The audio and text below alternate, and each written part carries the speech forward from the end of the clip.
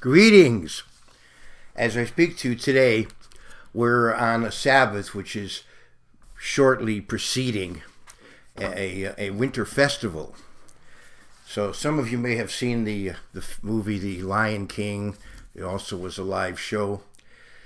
So what would Simba be saying at this time of the year? Hanukkah Matata. Hope you like that. But I do want to talk today, give you background to the Feast of Dedication. There's so much meaning in that festival, and I thought today I would go into some background that maybe some of you I don't have as much awareness of, and I wanted to get into some of that today. Background, obviously, just some of the background for the Feast of Dedication, Hanukkah, which is, as I'm speaking, it is very soon coming upon us. I want to go to John 10 and verse 22. Now it was the Feast of Dedication in Jerusalem, and it was winter.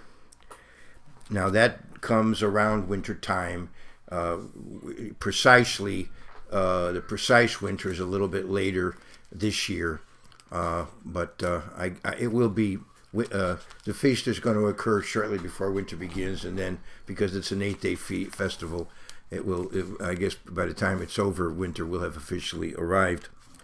Now it was the Feast of Dedication in Jerusalem, and it was winter, and Jesus walked in the temple in Solomon's porch. So he was right there at the center of the action where that festival was going to be commemorated, and at a place where there would be religious discussions. And you can read on as to a very critically important discussion that took place there. There's a lot to that passage in John 10, and perhaps I can discuss that in the following message that I can give. But as I said, this week I want to give background to that festival of Hanukkah. The book of Revelation, as we understand, it's a prophetic book, but it's also the final book of the Bible, of the canon, and so it ties up a lot. It relates back to the rest of the Bible. It's a kind of compendium of what the Bible has to say, and it is a book of prophecy. And so most people, when they read the letters to the 7 churches, they understand, yes, there's 7 congregations, they have their strengths and weaknesses, but they also look at it as prophetic, as perhaps stages in the history of Christianity, or eras. Because after all, history does have its eras. It's periods of time where there's a certain character, a way you can characterize those times. The zeitgeist, the spirit of the times. The Renaissance was different from the medieval period before it.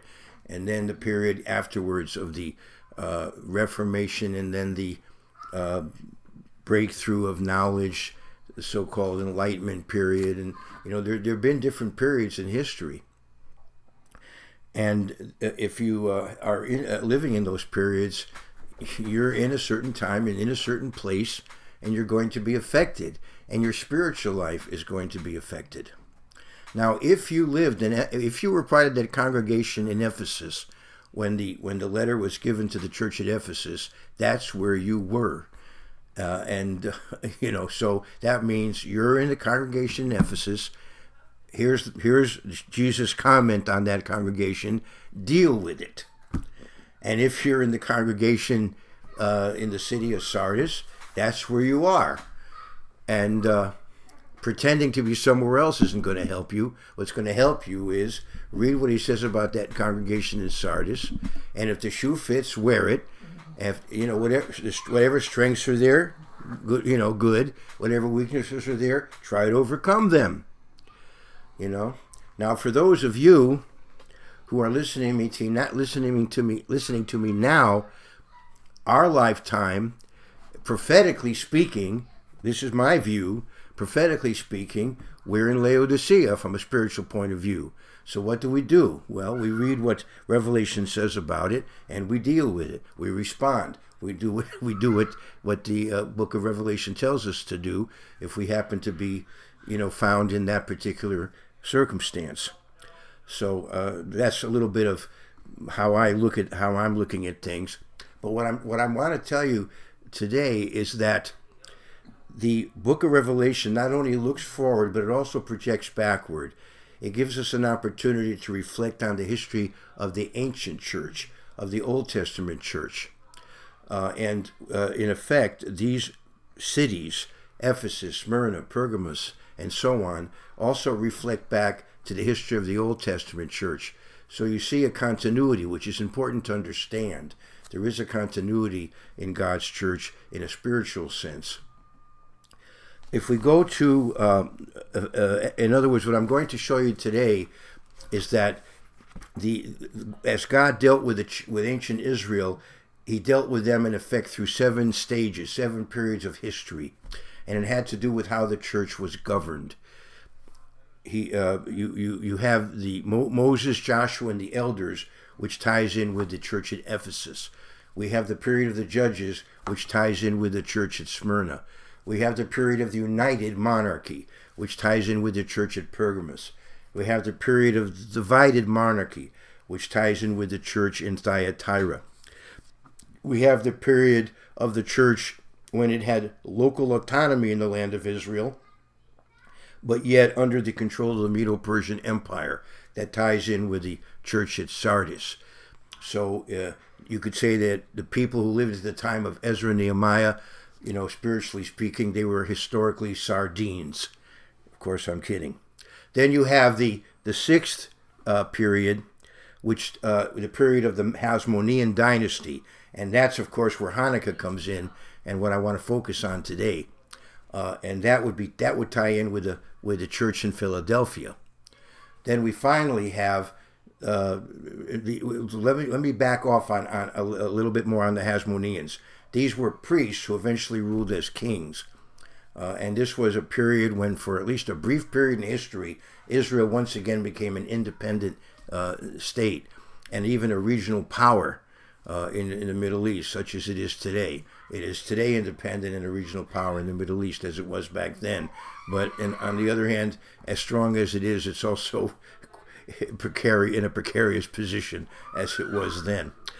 But then we have, after that, of course, that period ends and we have then Roman control. And now we have the Jews as a scattered diaspora across the core of the Roman Empire, and basically now a religious group rather than a political group, and ruled by scribes and Pharisees.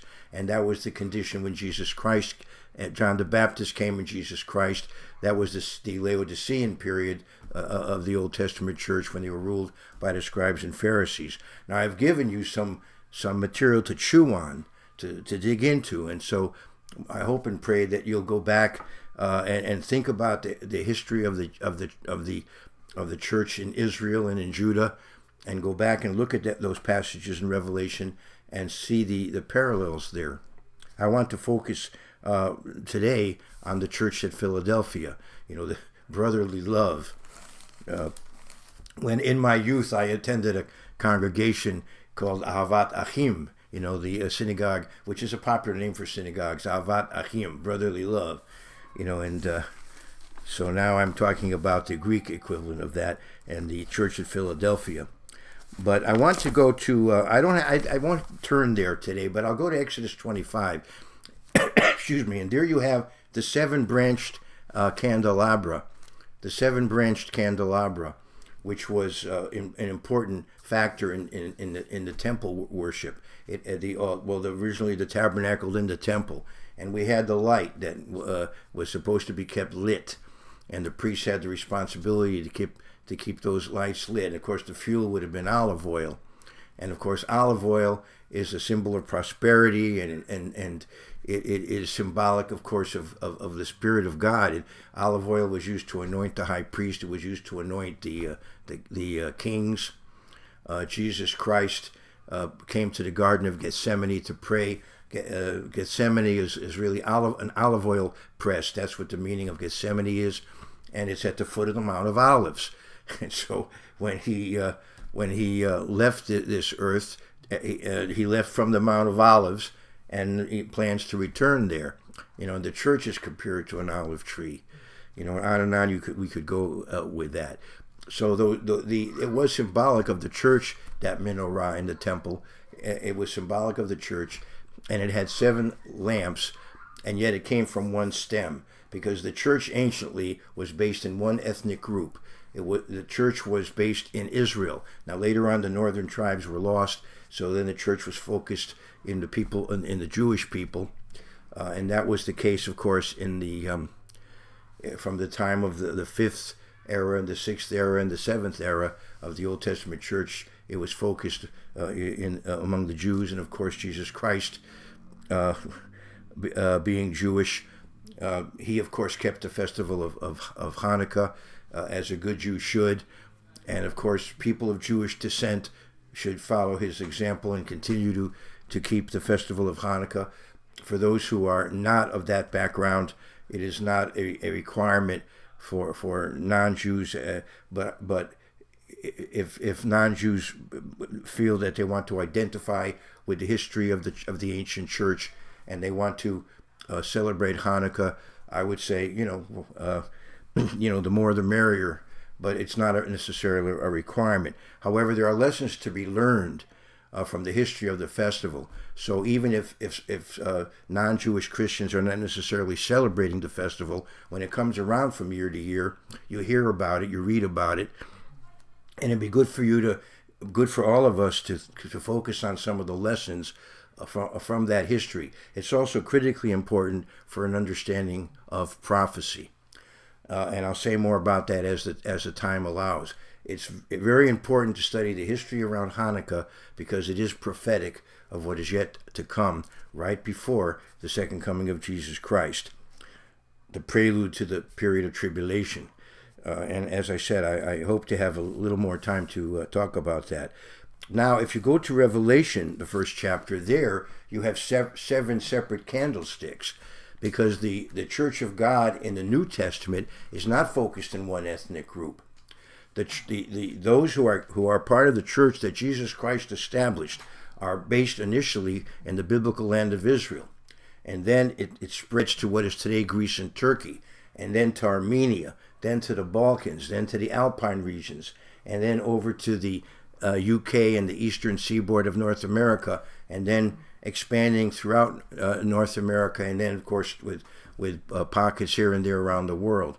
So the church is 7 separate candlesticks. So that's a little bit of a background. I want to now go to Matthew 24. There might be time first I want to go to Zechariah, the 4th chapter. Again, speaking about olive oil as a type of God's Spirit, speaking of the menorah as a type of God's church. And of course, the main observance of Hanukkah over the centuries has been the lighting of the Hanukkah, of the Hanukkah menorah, which has 9 candles, because it has 8 candles because of the 8 days of the festival of Hanukkah. And then the 9th candle is the shamash candle, the servant candle, that lights the other 8. And frankly, for Christians, the Hanukkah, the Hanukkah menorah, actually can be a symbol of the New Testament. The books you have in front of you, perhaps, as you're listening to this talk, because there are only 8 specific authors that are mentioned in the New Testament. There are 8 specific authors. Of course, we have Matthew, Mark, Luke, and John. Then we have Paul, and then we have Peter, James, and Jude. Let me think who I'm leaving out. Matthew, Mark, Luke, and John, Paul, Peter, James, and Jude. Who am I leaving out? Timothy? Pardon me? Who wrote Timothy? No, actually, that is 5, right? Matthew, Mark, Luke, John, and Paul. That's 5. Peter, James, Jude. That's 8. Okay, I was counting on my fingers, which I guess then was a mistake. Yeah, so that's the 8. So, in effect, you could look at the 8 candles, and you could say that the greatest of all servants, Jesus Christ described himself as the greatest of all servants, and that is the candle that lights the other 8. So, of course, these 8 authors take their inspiration from Jesus Christ. He's the head of the church. So as I said, I really believe that you could look at the Hanukkah, the Hanukkah menorah, as a kind of symbol for the New Testament. So anyway, I hope that is of interest. I want to go to Zechariah 4, and I want to go to this vision that you see here. And I'm going to jump to the second verse. So I said, I believe that's the second verse. Well, actually, I'll start with a question. Well, I may as well go to the first verse to get the context. Now, the angel who talked with me came back and wakened me, as a man who is wakened out of his sleep. And he said to me, "What do you see?" So I said, "I'm looking, and there is a lampstand of solid gold with a bowl on top of it, and on the stand 7 lamps with 7 pipes in the 7 lamps." All right, so the menorah. I know that in English we pronounce it menorah a lot of times, so that's fine. That's a way to say it in English, menorah. 2 olive trees are by it, one at the right of the bowl and the other at its left. So you have 2 olive trees, and this is the basis for the emblem of the state of Israel. I know a lot of you keep up with world news, and sometimes you see the Israeli prime minister standing in front of the emblem of his country, and you have the menorah with the 2 olive branches. Okay, so anyway, 2 olive trees are by it, one at the right of the bowl and the other at its left. So I answered and spoke to the angel who talked with me, saying, "What are these, my Lord?" Then the angel who talked with me answered and said to me, "Do you not know what these are?" And he said, "No, my Lord."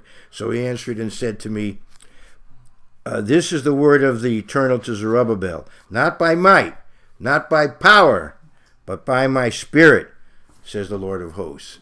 So you see that this is a symbol of light, in effect, in a darkened world for this period in history. Ultimately, of course, the world will be enlightened, fully enlightened, but for the time being, it's a very dark world in many ways. And so the menorah represents, in effect, the light of God's truth, and the olive oil symbolic of his Spirit. Not by might, not by power, but by my Spirit, says the Lord of hosts. And this is really a message that very powerfully is conveyed by the festival of Hanukkah, because it's the Feast of Dedication. It's really rededication. The temple was rededicated after it was defiled, and it was rededicated by a small band to whom God gave a great victory over a much more powerful army. They were battling perhaps the greatest military power of the day, and yet they succeeded.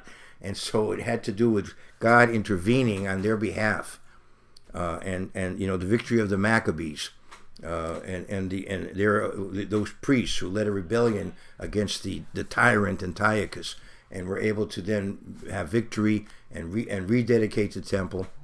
And when they did so, it made sense for various reasons I won't go into today to have an 8-day festival to commemorate the rededication of the temple.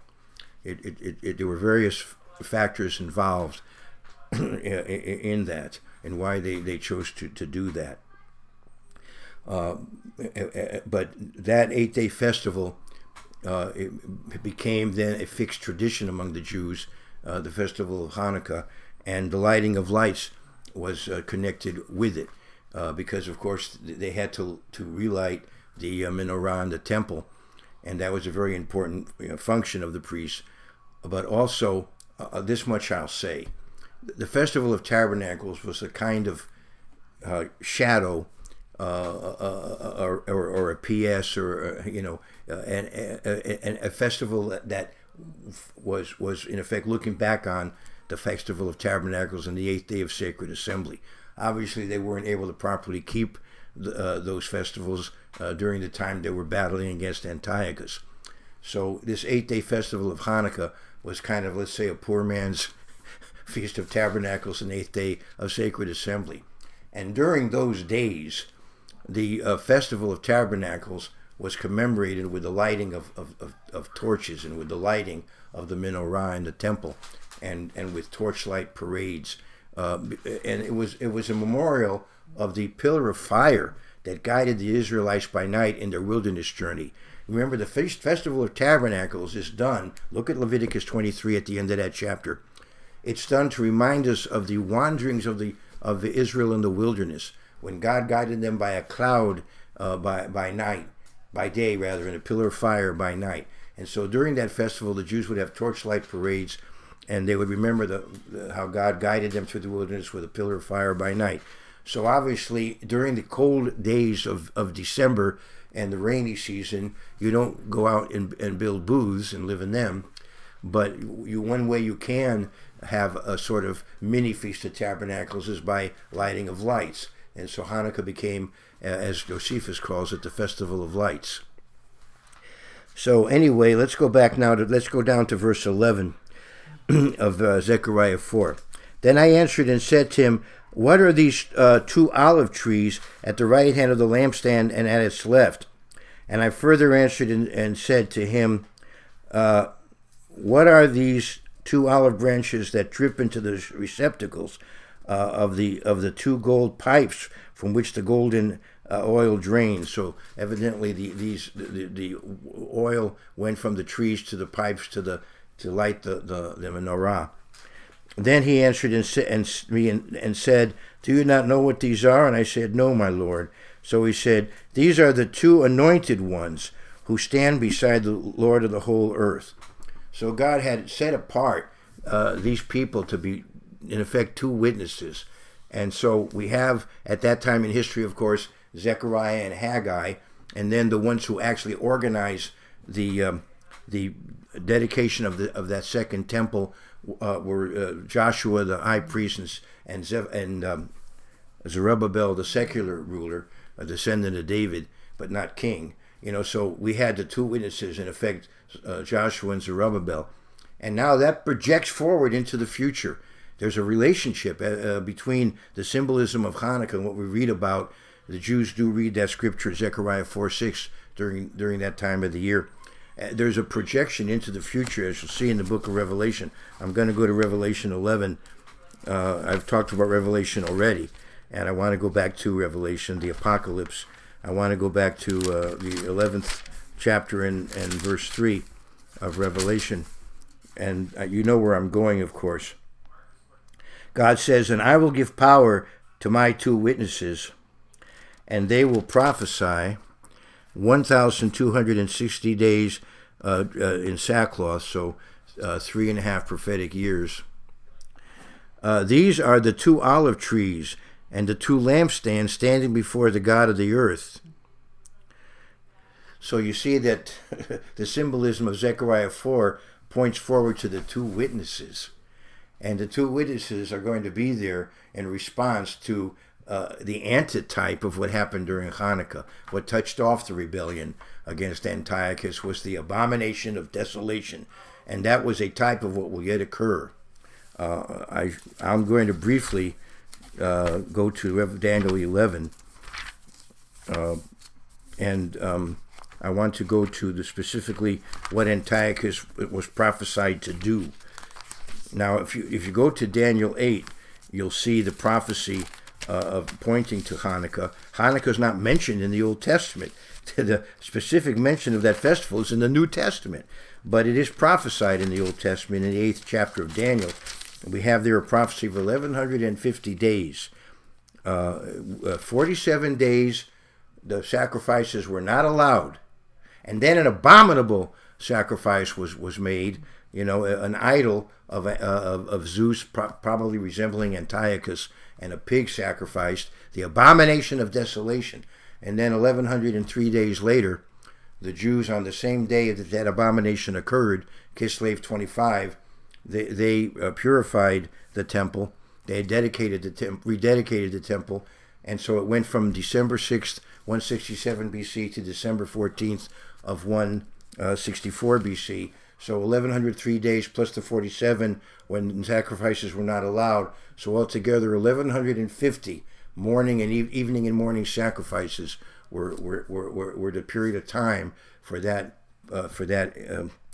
crisis. It lasted, if you read the Hebrew carefully in Daniel 8, it lasted for 2,300 evening and morning sacrifices. evening and morning sacrifices, 2,300. I hope I didn't misspeak. So we have 1,150 days, but 2,300 evening, morning sacrifices. So check the original Hebrew and the commentaries, and you'll see it. But that prophecy also does, too, extend to the future. There is a future fulfillment, as you see from the end of Daniel 8, and that's found in Daniel 11. And for lack of time, I won't. Well, I guess I will read the verse because I can quickly go through it. Daniel 11 and verse 31. This is talking about what Antiochus Epiphanes would do. Antiochus IV, the ruler of the Seleucid Empire in Syria, a Hellenistic empire that at that time was ruling over the Jews in this biblical land of Israel. And forces shall be ministered by him, and they shall defile the sanctuary fortress. Then they shall take away the daily sacrifices. So first we have military occupation, then we have defilement, then we have prohibition of the daily sacrifices, and place there the abomination of desolation. So now we have the final episode of that hideous time. So we have military occupation, defilement, prohibition of the sacrifices, and abominable pagan sacrifice. 4 things that Antiochus does. Those who do wickedly against the covenant he shall corrupt with flattery. But the people who know their God shall be strong and carry out great exploits, the translator says. And those are the Maccabees, the priestly family of Mattathias, who led a rebellion against Antiochus. And through God's help, they were able to dislodge the forces from Syria and liberate Jerusalem and dedicate the temple again, as I said. And from that time on, we have the Feast of Dedication, Hanukkah, which, as you see, Jesus Christ observed. So, as I said, it's not commanded in the Old Testament, but it is a Jewish festival. And as I said, at this time of year, as Jews are celebrating the festival, non-Jewish Christians should review the history because, as I said, it's very important for an understanding of Bible prophecy. In Matthew 24, for example, now I could have gone to Mark 13, and you could do that. It's repeated there, but I'll go to Matthew 24, and I want to begin in verse 15. Matthew 24 and verse 15.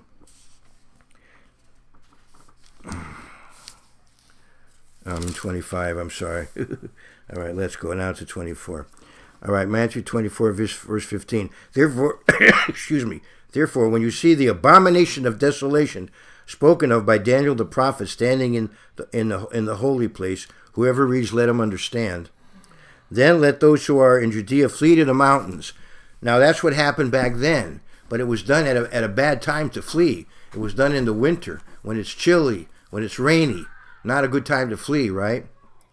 And that's why he says, I'll keep reading. Let him who is on the housetop not go down, not to take anything out of his house, and let him who, in other words, if you're on, flat roof, just jump from roof to roof and get out of there.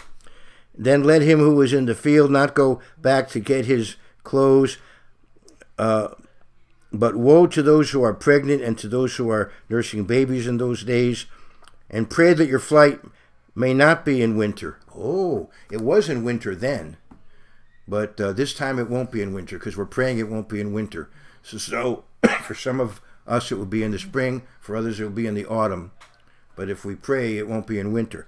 And nor or on the Sabbath. You don't want to obviously have to flee on the Sabbath. And in ancient times, at the time of the Maccabees decided at first not to fight back on the Sabbath. Then they realized this is a case of preserving our lives, and this is in effect a holy task to get rid of these people. And so they actually allow themselves to defend themselves on the Sabbath. And as we know that God did give them a victory. So that's some background there. I want to now go to Revelation, the 3rd chapter. So here we see the church at Philadelphia. And as I said, this is the 6th stage of the Old Testament church. And this is a church which is zealous. It had to be to battle the forces around them. But eventually they achieved independence for their people and even became a regional power. And to the angel of the church at Philadelphia write, these things says he who is holy and who is true, he who has the key of David, who opens and no one shuts, and shuts and no one opens. When the Hasmoneans took over and became kings, they realized that they were not Davidic. They were Levitical. They were Aaronic, not Davidic. So they realized that they were just temporarily in charge. I know your works. So I have set before you an open door, and no one can shut it. For you have a little strength. They were not a major force, but yet they won. You have a little strength, and have kept my word, and have not denied my name. They remained faithful under pressure. Many others were giving up and going along, and they didn't. Indeed, I will make those of the synagogue of Satan who say they are Jews and are not, but lie. And indeed, I will make them come and worship before your feet, and to know that I have loved you. This is a fulfillment of a prophecy in Isaiah. But let's say that at that time, many Jews were Hellenizing. They were becoming Hellenistic. But not only that, to the north of Judea were the Samaritans, a mixed race who, when it was to their advantage, considered themselves Jews, but when it was not to their advantage, considered themselves non-Jews. And at the time of Christ, there was a tremendous hostility between the Samaritans and the Jews. And at the time of the Hasmoneans were able to conquer the Samaritans. And so, in effect, they were able to subdue those who, in effect, say they're Jews and are not. They also expanded and conquered the Idumeans, the Edomites, and forcibly converted them to Judaism. From that group comes Herod, who later ruled over the Jews. So they actually, in effect, were able to conquer Edom and in a certain typical way fulfill a prophecy there in Obadiah. And so, in effect, they were absorbing more people into the church. You could look at it, if you want to look at it that way, as by analogy. As they expanded the power of the Jewish state, they were in effect expanding the power of the Old Testament church. Now, obviously, that's not how we do it now, but I'm just saying it's a antitype situation. In other words, the Philadelphian Christians of the 19th century went out and wound up planting churches here and there all over the place, even though they were small and didn't have a lot of power, but they accomplished quite a bit and in a spiritual sense. Because you have kept my command to persevere, I will also keep you from the hour of trial, which will come upon the whole world to test those who dwell on the earth. Looking at this from a historical point of view, that period ended about less than one human lifetime before the coming of John the Baptist and Jesus Christ. And after they came, of course, a generation later, came a total devastation. Came the Jewish wars and the destruction of the temple, the destruction of Jerusalem, the scattering of the people. Well, this era of the church didn't go through any of that. Okay, I'm continuing to read. Behold, I am coming quickly. As I said, in less than one human lifetime, Jesus Christ did come on the scene at the end of that period. Behold, I am coming quickly. Hold that which you have, that no one may take your crown. Hang on, hold on, he says to that church. And that's what that church, in effect, was famous for, holding on under pressure. Either the pressure of rewards, seductive pressure, or in some cases, being forced to coerced to go along. In both cases, they resisted. Hold fast what you have, that no one take your crown. He who overcomes, I will make him a pillar in the temple of my God, and he shall go out no more. These are people that had to flee, but not anymore, he says. And I will make you a pillar in the temple. These were people who had to purify the temple and rededicate it. All right? I will write on him the name of my God and the name of the city of my God, the New Jerusalem. And, of course, they were there to liberate the Old Jerusalem. So they're promised, the Church of Philadelphia, from the Christian point of view, is promised to be involved in the New Jerusalem, which comes down from heaven from my God. And you can read about that later in the book of Revelation. And I will write on him my new name. So there's obviously prophecy here for the future and for Christians, but I wanted to focus also to give you some historical background. There is a continuity in the way God operates, and there's a type-antitype. And so the Old Testament history is a foreshadowing of the spiritual history of the church. We are not violent, but we are in a spiritual warfare. And in Ephesians 6, And by the way, let me just say one more thing about Revelation. As we read about the various churches, Ephesus, Smyrna, and Pergamos, and Thyatira, and Sardis, and Philadelphia, and Laodicea, as we read about these churches, remember that at the end of every message, I'm just jumping here to Revelation. This was the 3rd chapter in the 6th verse. I just happened to hit this one. Well, since I'm on the Philadelphia church, I'll go to that one. Verse 13.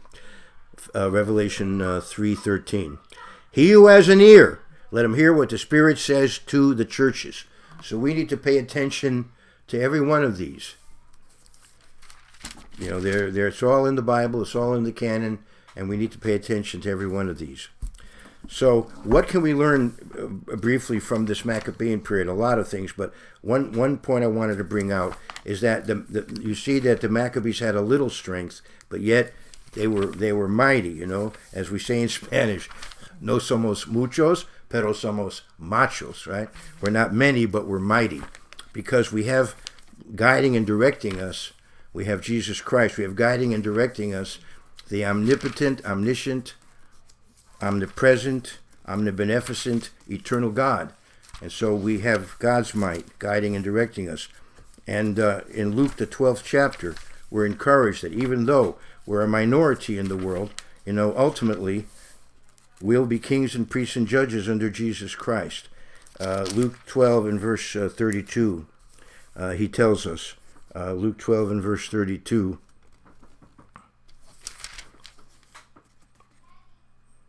he says, "Do not fear, little flock," Jesus tells us, "for it is your Father's good pleasure to give you the kingdom."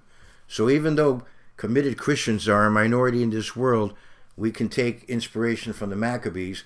They won their battle, and we'll win our battle with God, of course, with God's help. They had God's help, and so do we. And so I want to conclude in the book of Ephesians, because, as I said, we are nonviolent people, but we are in a spiritual war. And I wanted to go to the book of Ephesians, and in the 10th chapter, as we read about the Maccabees and what they did, we can apply this in the spiritual sense. "Finally, my brethren, be strong in the Lord and in the power of his might. Put on the whole armor of God, that you may be able to stand against the wiles of the devil.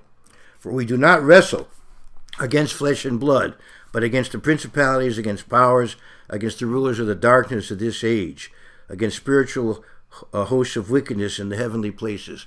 We're talking here about the spirit realm. This is the ultimate enemy. And, of course, they will be overcome. "Resist the devil and he'll flee from you," we're told in the book of James. "Therefore, take up the whole armor of God, that you may be able to withstand in the evil day, and having done all, to stand." Let me read this again. "That you may be able to withstand in the evil day, and having done all, to stand. Stand, therefore, having girded your waist with truth, having put on the breastplate of righteousness, and having shod your feet with the preparation of the gospel of peace." Ultimately, of course, we're preparing the world for a time of great peace, freedom, prosperity.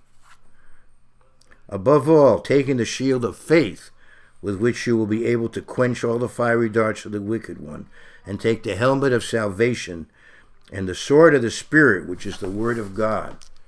The sword of the Spirit, which is the word of God. "Praying always with all prayer and supplication in the Spirit, being watchful to this end with all perseverance and supplication for all the saints." So this is an inspiration that we can derive when we study the history of this particular festival. So for those of you who, let me back off again and say that unfortunately, this is a world of mixed good and evil. In many ways, there's much darkness, but the holiday of Hanukkah is a festival of lights. And of course, Jesus Christ said that he himself is the light of the world. John talks about Jesus Christ, the Word, that he is light. And so we can remember that at this time of the year. So for those of you who are celebrating this festival, Chag Hanukkah Sameach, happy festival of Hanukkah to you. But for everyone listening, All the best to you and yours.